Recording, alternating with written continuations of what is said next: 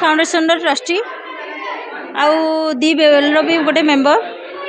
आमर दी बेल आउ श्री जगन्नाथ फाउंडेशन मिलित अनुकूल आज पर्वटा पालन होची।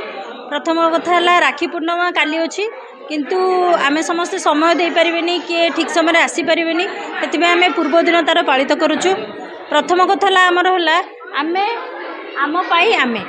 आर अर्थ है आम नारी माने जो सुरक्षा पाऊना नारी नारी ही शत्रु होता है। तेणु आम प्रयास कलु जे परस्पर नारी माने राखी पिंधे परस्पर को तो आमर आम कौन कहे आमको सुरक्षा दरकार भाई आमको राखी पिंधेले आम भाई को जे भाई आमर सुरक्षा करिवो सेहीपरि आम गोटे नारी की पिंधेले सी भी आम सुरक्षा करिवो सेटा है आमर दी बेल आ श्री जगन्नाथ फाउंडेशन गोटे प्रयास।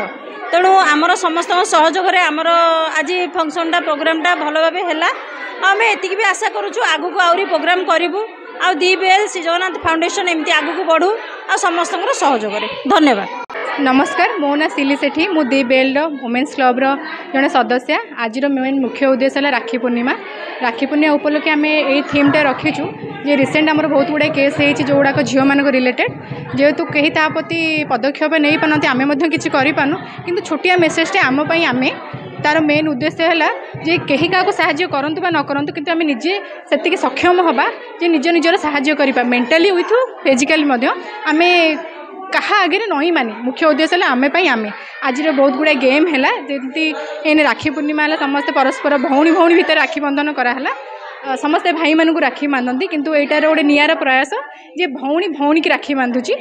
तो ये आप देखिपे आमर सहयोग कर जगन्नाथ फाउंडेशन आम कोलाब्रेशन करें